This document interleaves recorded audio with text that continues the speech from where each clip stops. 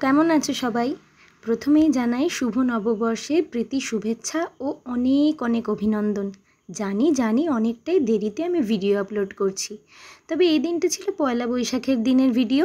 প্রতি বছরই আমাদের বাড়িতে গোপাল এবং লক্ষ্মী গণেশকে আমরা অন্নভোগ দিয়েই এই দিনটা আনন্দের সাথে পালন করে থাকি। এবছর মায়ের শরীরটা খুব একটা ভালো না থাকায় ভেবেছিলাম এই বছর বুঝি আর অন্নভোগ দেওয়া হলো না, কিন্তু শেষ রাতে বসেই মা ঠিক করলেন যেমনভাবেই পারি না কেন ছোটো মোটো করে একটি আয়োজন করা যাবে। সকালে এই লুচি পায়েস দিয়ে একটা বাল্যভোগের আয়োজন করা হয়েছিল, যেই পুজোটা আমিই দিয়েছিলাম।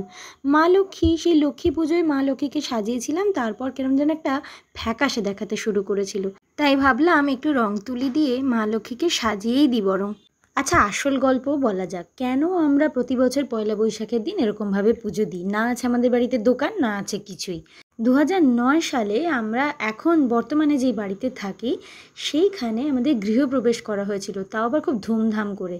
গোপালকে ভোগ দিয়ে মহোৎসবের মাধ্যমে আমরা গৃহপ্রবেশ করেছিলাম, তাই প্রতি বছরই এই দিনটা আমরা এইভাবেই সেলিব্রেট করে থাকি। অন্যান্য বছর অবশ্য অনেক লোকজন আসে, বাবার বন্ধুবান্ধব, মায়ের বন্ধুবান্ধব, আমারও বন্ধু টন্ধু আসে, কিন্তু এই বছর আর কাউকেই ডাকা হয়নি।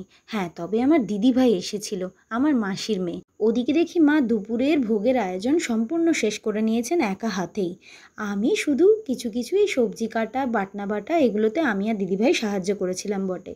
প্রথমেই ছিল বাসন্তী পোলাও, তার সাথে 5 রকমের ভাজা, আর ছিল পনিরের তরকারি, চাটনি, পায়েস, দই, মিষ্টি ইত্যাদি।